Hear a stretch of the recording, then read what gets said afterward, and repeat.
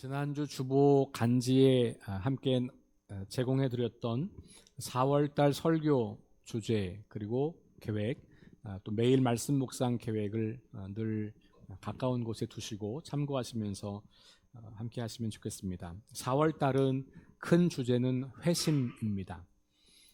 이곳에 있는 모든 분들은 회심하였다라고 스스로 생각하는 분들이 많이 계실 거고, 그게 뭐지? 라고 생각하는 분들이 간혹 계실지 모르겠습니다.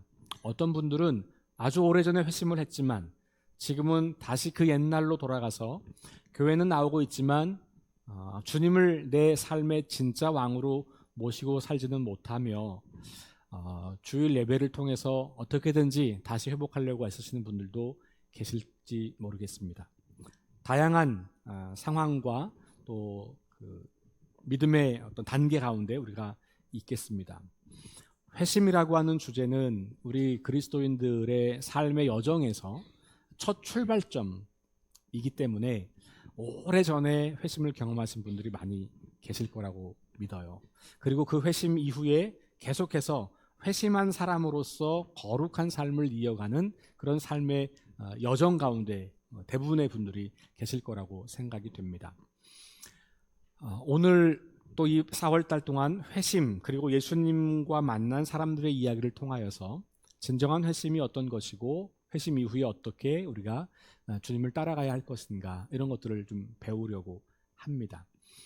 오늘 만남과 따름이라는 제목으로 이 오늘 본문 가운데 있는 몇 사람의 부류들을 살펴볼 것이고, 다음 주에는 메시아 예수라는 제목으로 우리의 믿음의 근간이 또 회심을 하게 되는 그 근간은 예수님이 누구신지를 명확히 아는 것과 관련이 있다. 내가 원하는 예수님이 아니라 성경을 통해서 우리에게 말씀하시는 예수님, 그분을 만나는 것이 믿음이고 회심이다. 이런 이야기를 나눌 거고요. 세 번째는 가치의 전환이라고 하는 제목으로 그동안 붙잡고 있던 것들이 나를 진정한 인간으로, 진정한 행복으로 이끌 수 없다고 하는 것을 깨닫고 내가 가장 소중하게 여기는 가치를 주님으로, 하나님으로 혹은 하나님 나라로 옮기는 것이, 그것이 바로 회심이다라고 하는 이야기들을 하게 될 겁니다. 그리고 마지막 주일에는 거룩한 습관이라고 하는 제목으로 그렇게 회심한 이후에 계속해서 믿음의 여정을 걸어가면서 우리 자신을 끊임없이 성찰하고 하나님 말씀으로 우리의 삶을 세워가는 그런 믿음의 여정에 대해서 함께 보려고 합니다. 새벽 예배 본문이 마가복음 1장부터 16장까지 쭉 이어지고 있죠. 지난 한 주간 동안 이미 말씀을 읽어왔습니다. 당부하는 것은 새벽 예배 본문 말씀을 깊이 묵상하시는 것, 여러분들에게 좀 당부를 드리고요. 또 하나는 마가복음 전체를 빠르게 여러 차례 읽어보는 기회를 가져보시도록 권면을 합니다. 그래서 여러분들이 개인적으로 갖고 계신 성경 통독 계획이 있는 분들도 계시겠고 여러 가지 자신들의 영적 어떤 습관들이 있겠습니다만 교회에서 함께하는 이 과정도 여러분들이 중요하게 여기셔서 할 수 있는 만큼 함께 해보시면서 이번 4월 달은 마가복음을 통해서 내가 예수님과 어떻게 만났는지, 또 예수님 만난 이후에 나는 어떻게 살아가고 있는지를 점검하시고 또 도전받으시고 그런 기회가 되시면 좋겠다라는 말씀을 드립니다. 사람들이 아주 많이 하는 이야기 가운데 사람은 변하지 않는다라는 말이 있어요. 여러분들 중에도 그 말을 종종 사용하시는 분들이 계실지 모르겠습니다.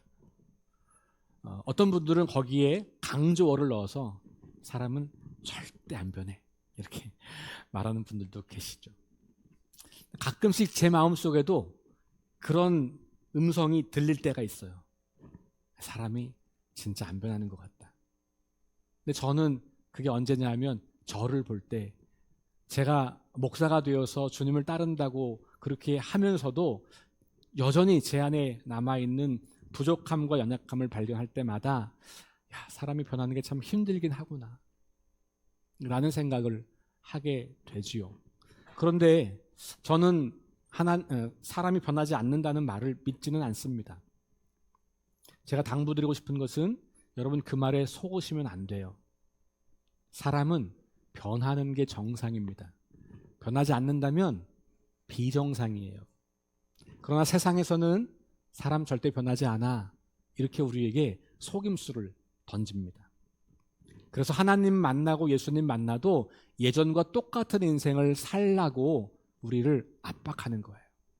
그렇게 살아봤자 너한테 뭐가 이익인데, 이 세상에서는 어차피 그런 거니 그냥 똑같이 살아. 이렇게 끊임없이 우리를 도전합니다. 그래서 우리는 그것에 속아서 그래, 사람은 변하지 않는 거지. 그래도 우리는 믿음이 있어서 구원받았으니 그건 된 거 아니야? 그걸로 만족하고 하면 다행이지만 못해도 구원받는 지장 없으니, 이렇게 우리가 생각을 자주 하는 것 같아요. 저는 오늘 말씀과 이 한 달 동안의 마가복음의 말씀을 들여다보면서 우리가 이렇게 사람은 절대로 변하지 않는다라고 하는 이 거짓말을 좀 도전하고 싶은 겁니다. 우리 그리스도인들 말고 일반인들 중에도 사람의 변화를 위해서 일하는 사람들이 많아요. 세상을 변화시키겠다고 하는 사람들도 많습니다. 특별히 교육자들이나 상담을 하시는 분들은 그 사람의 삶을 변화시키려고 애를 쓰는 사람들이에요. 그런데 우리 그리스도인들이 사람이 변하지 않는다고 만약에 그 말을 믿고 산다면 우리는 사람을 변화시키는 하나님의 능력을 부인하는 거예요. 우리 힘으로는 어렵지만 하나님께서 우리를 변화시킬 수 있다고 하는 것을 믿는 게 우리 믿음이잖아요.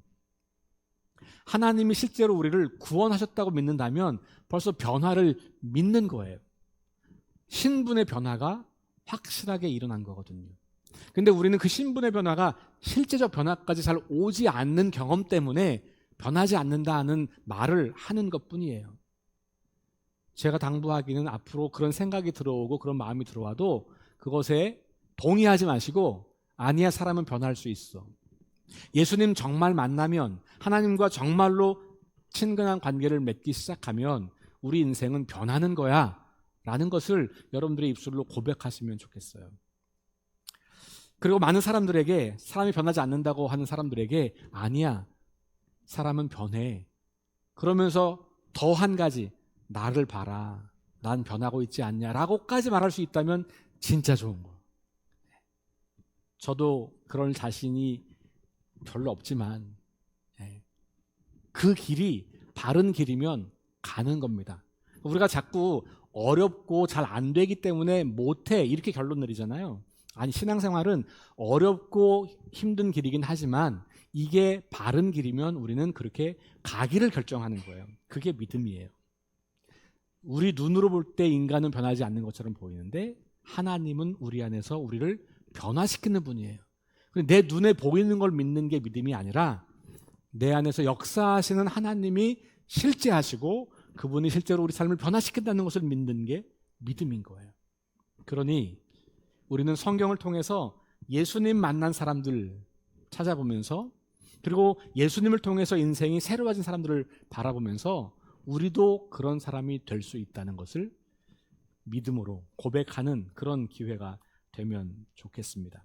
성경을 통해서 수많은 사람들의 변화를 보면서도 사람은 변하지 않는다고 하는 것을 우리가 받아들이게 되면 우리는 성경을 믿지 않는다고 말하는 것이죠. 수천 년 역사에서 예수 믿고 변한 사람들이 얼마나 많습니까? 우리 주변에도 많진 않겠지만 찾아보면 있을 수 있잖아요. 근데 완벽한 상태로 변한 게 아니라 변해가고 있는, 그리고 그 변화를 위해서 진정성 있게 걸어가는 사람들은 있잖아요. 그들도 넘어지기도 하고 실수하기도 하고 다시 돌아서는 것처럼 보이기도 하지만 다시 일어서서 그 길을 걷는 사람들이 우리 주변에는 분명히 있습니다. 그러니 사람은 변하지 않아 라는 말을 우리가 사실로 받아들이는 것은 굉장히 어려운 일이어야 하는 거예요. 나에게는 그것을 절대로 받아들일 수 없다고 그렇게 말을 해야 그것이 정상적인 그리스도인의 믿음이라고 볼 수 있습니다. 사람의 변화 가능성을 인정하지 않는다면 온 세상을 구원하시고 하나님의 창조 세계를 회복하시려고 우리를 변화시킨 그 하나님을 인정하지 않는 꼴이 되는 거잖아요. 그러니 신분의 변화가 확실하다고 하는 믿음을 가지고 계시다면 그때부터 우리는 이 신분에 걸맞는 실제적인 변화의 길도 함께 걸어가기 시작할 필요가 있는 거고, 그것이 혼자 하기 너무 어렵기 때문에 교회가 필요한 거예요.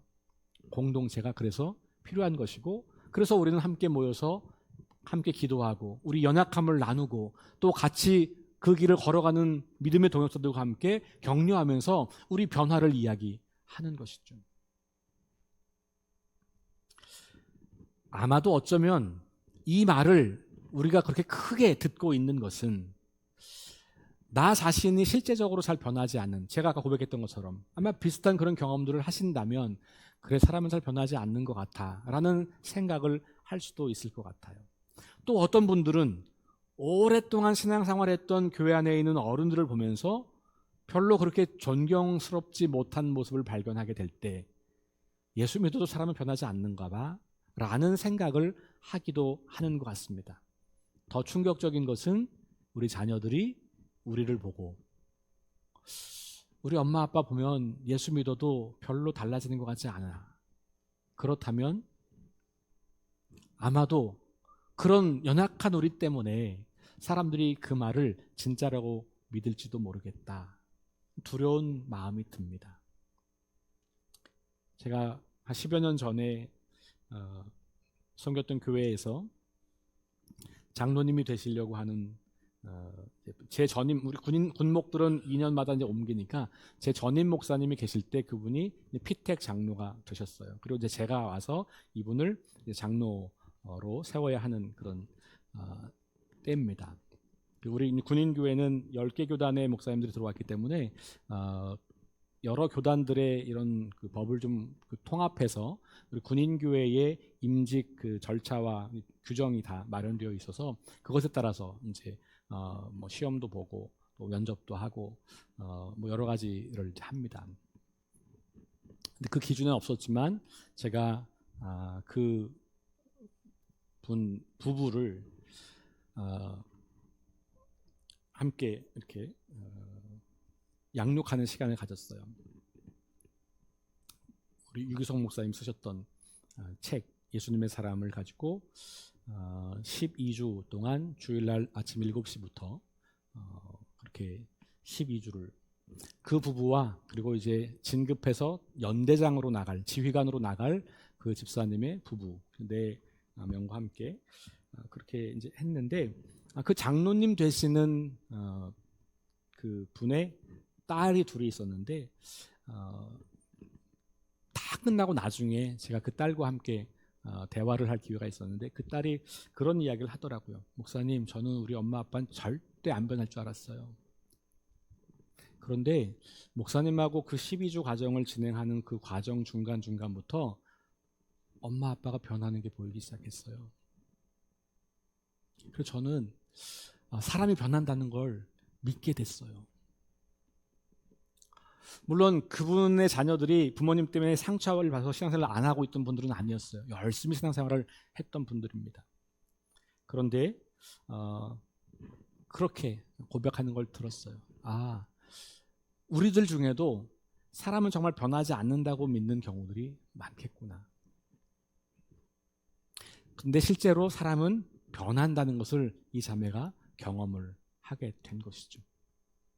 그리고 이제 그 군인교회를 나오게 되고 그 둘째 딸, 그 딸들이 결국은 이제 선한목자교회에 등록하고 그 교회 청년으로 지내게 됐죠. 여러분, 사람은 변하는 게 마땅한 거고 자연스러운 겁니다. 모든 생명은 성장하잖아요. 성장하지 않는 것이 부자연스럽고 이상한 거잖아요. 변화라는 말은 성장과 비슷한 말이기도 해요. 그러니까 우리는 이대로 있는 게 아니라 계속해서 변화해서 성장해서 열매를 맺는 인생을 사는 거거든요. 근데 우리 그리스도인들에게 그 변화의 시작은 누구를 만나는가? 여기에 있는 거예요. 사실 일반인들도 누구를 만나느냐가 그 사람에게 되게 중요하다고 이야기하잖아요. 그렇죠? 그러니까 우리도 기도할 때 우리 자녀들이 좋은 선생님 만나게 해주세요. 기도하고 좋은 친구 만나게 해주세요. 기도하잖아요. 왜냐하면 그 좋은 만남이 삶을 변화시킨다는 것을 우리가 알기 때문에 그래요. 근데 그럼에도 불구하고 우리가 자꾸 변하지 않는다고 하는 속임수에 빠져 있는 것을 보게 되지요.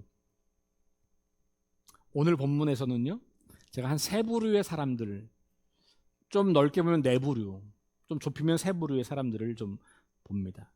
첫 번째는요, 많은 세리와 죄인들이 오늘 본문에 등장합니다. 여러분 오늘 말씀에 13절부터 시작되는 이 말씀에 14절에 보면 예수님께서 누구를 부르냐 하면 알페오의 아들 레위를 부르는데 그가 어디에 있습니까? 세관에 있어요. 그 말은 그가 세리라는 말이에요. 이 세리라고 하는 직업은 오늘 이 시대에는 세무사 혹은 세관원 뭐 이런 사람들입니다. 세금 관련된 일을 하는 사람들이에요. 근데 지금처럼 복잡한 사회에서 어떤 세무사나 세관 이런 개념보다는 요 사회에서는 세금을 걷어들이는 일을 하거나 그 일을 총괄하는 사람을 말해요. 그러니까 로마 정부의 식민지로 살고 있던 이스라엘이 해마다 로마 정부에 내야 되는 세금이 있는 거예요. 주로 그 당시에는 이제 곡물 같은 거겠죠. 그러면 로마 정부는 지역마다 할당해 줍니다. 너네는 얼마를 내라, 얼만큼을 내라 이런 거예요.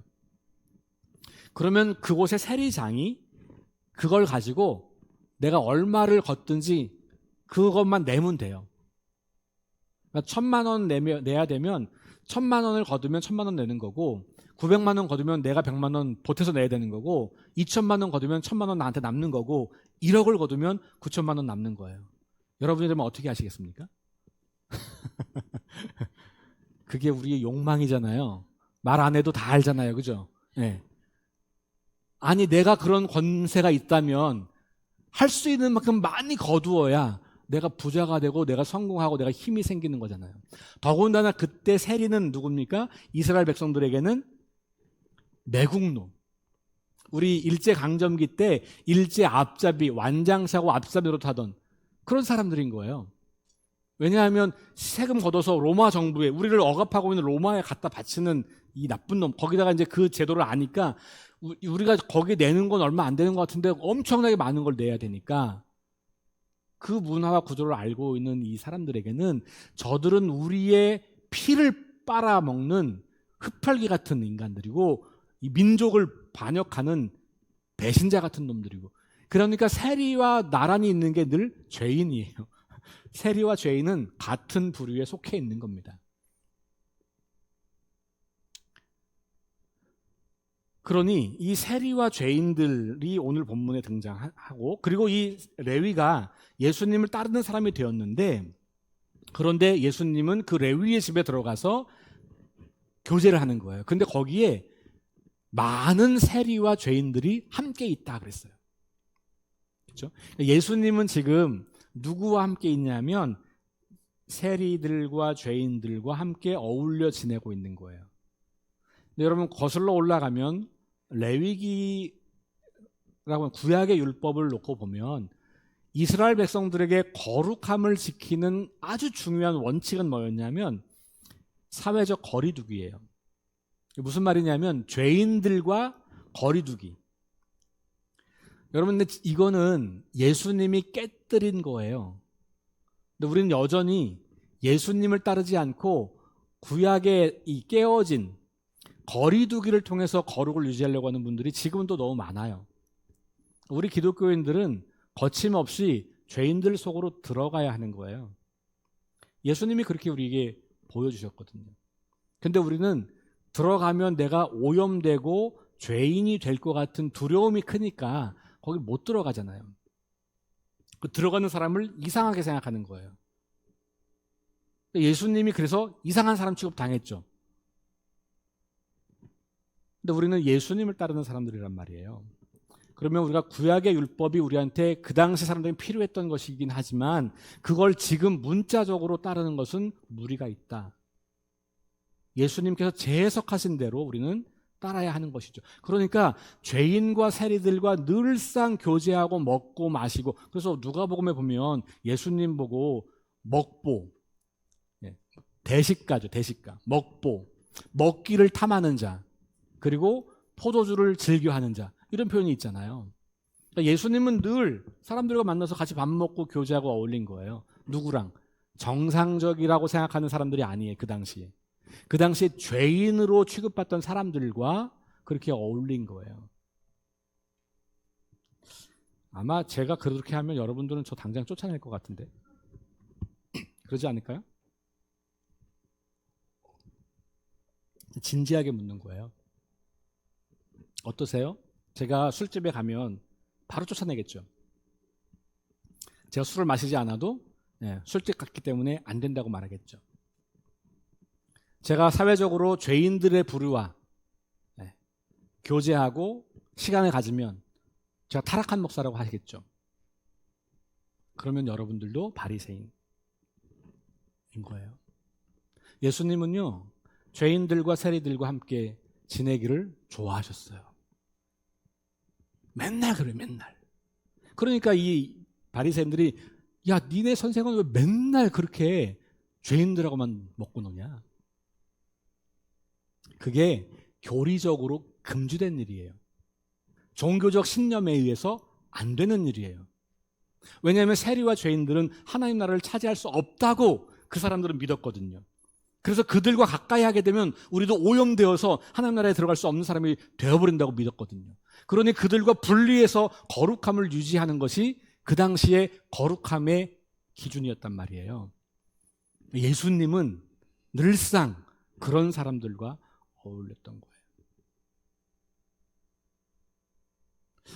혹시 제가 술집에서 나오는 걸 목격하셔도 놀라지 마십시오. 혹시 제가 여러분들이 보시기에 죄인 중에 죄인과 대화하고 교제하고 시간을 보내는 것을 목격하셔도 놀라지 마세요.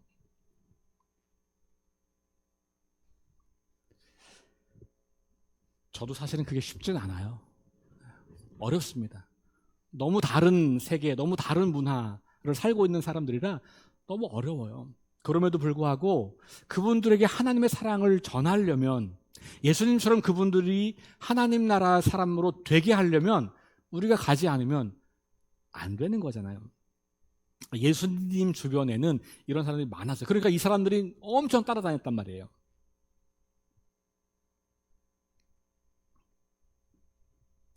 내일부터 저의 일거수일투족을 잘 감시하시기 바랍니다.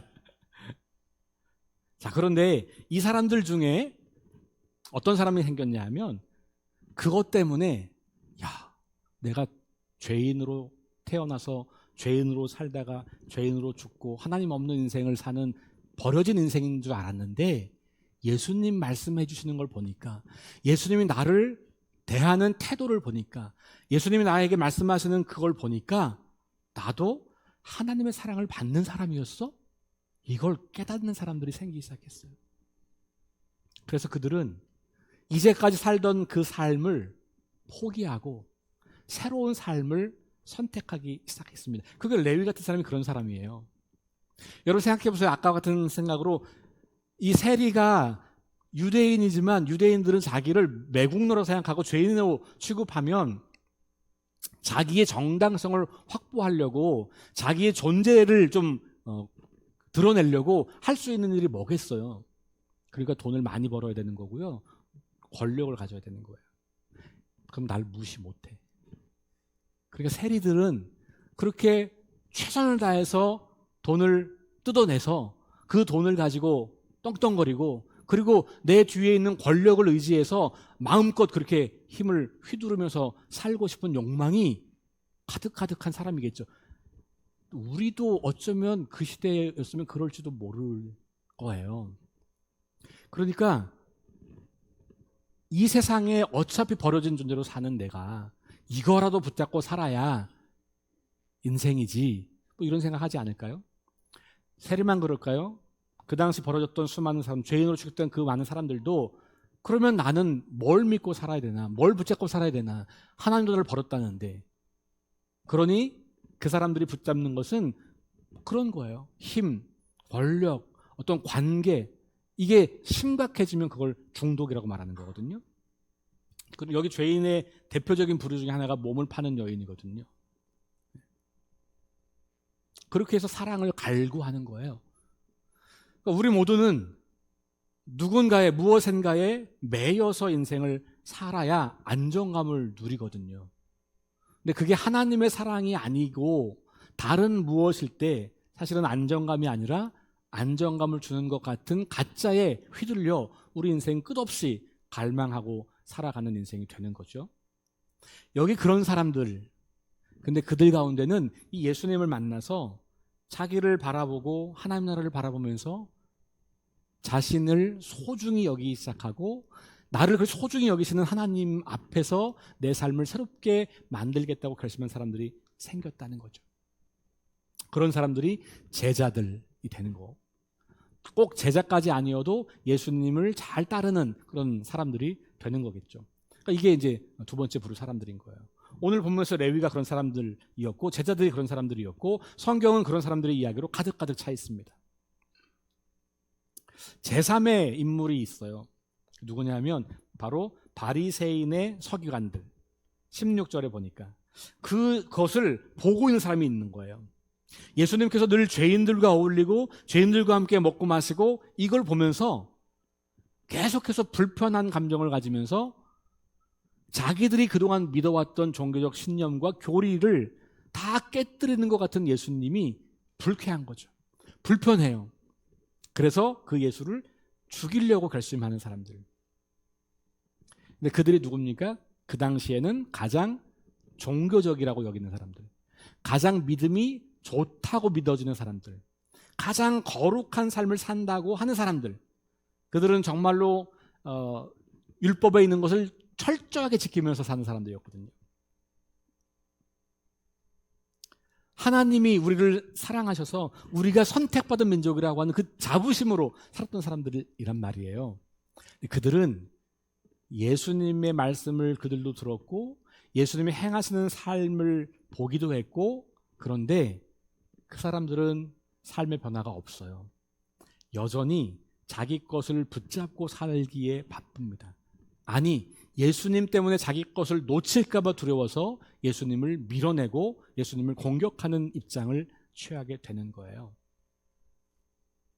저는 이 지점이 오늘 우리에게 좀 많이 고민이 돼야 될 지점이라고 생각해요. 왜냐하면 오늘 이 시대에 주님이 오신다면 이 바리새인들은 우리일 거거든요. 하나님을 가장 잘 안다고 여기는 우리들.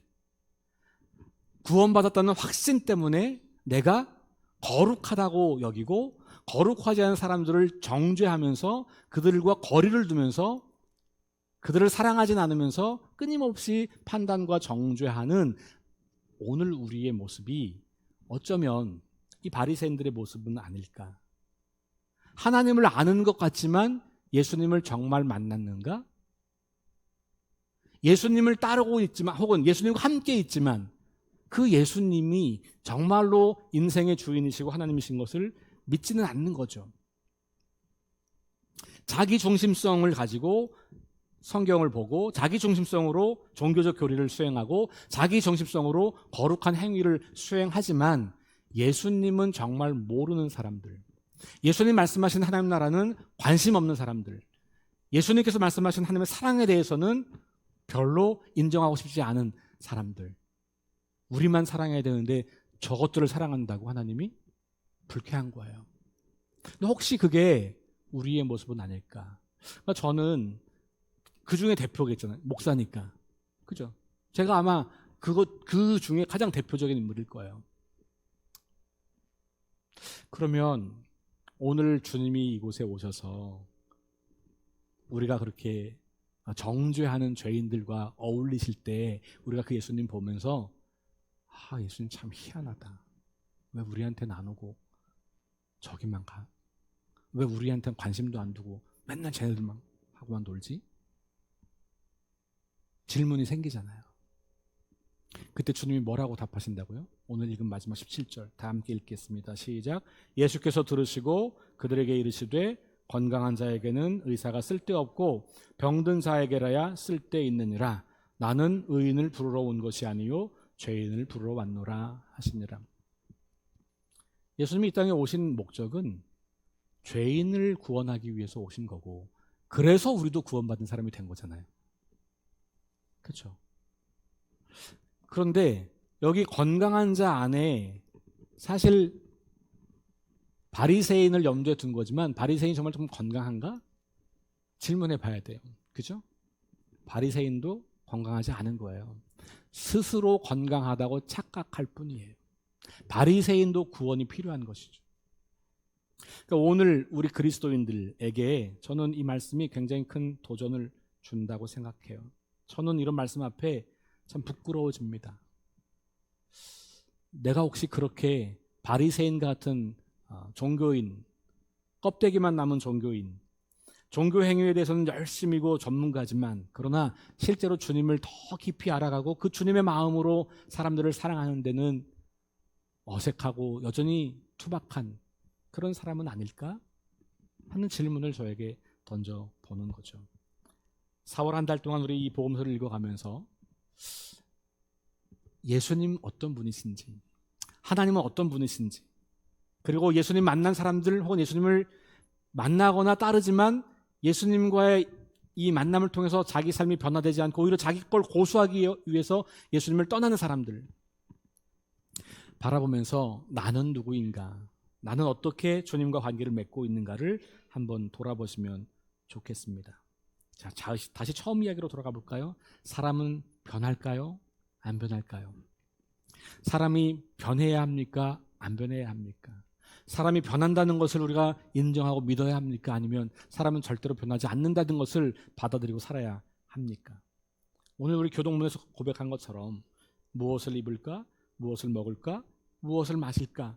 이거 염려에 붙잡혀 살아가는 인생이 아니라 하나님 나라와 의를 구하는 인생, 이게 회심한 사람의 삶의 방식이 바뀐 거거든요. 자기 중심성, 오직 내가 뭘 먹어야 되지? 내가 어떻게 입어야지? 끊임없는 자기 중심성으로부터 돌아서서 하나님의 나라와 의를 구하는 인생을 살아가는 것, 거기에 손해가 있을 수 있고 거기에 어려움이 예상되기도 하고 거기에 사람들로부터 오해를 받기도 하고, 그럼에도 불구하고 그 길을 걸어가는 것, 그것이 하나님의 사랑을 받은, 무조건적인 사랑을 받고 나 같은 인간을 하나님이 자녀 삼아주셨고 거룩한 백성 삼아주셔서 내가 이제 그 하나님께 반응하면서 나도 이제 그 사랑을 실천하며 살아야지. 그 사랑 때문에 내가 살아가는 이유가 달라지고 내가 살아가는 목적이 달라지고 내 삶의 의미가 달라지는 것, 그게 변화인 거죠. 무거우실 겁니다.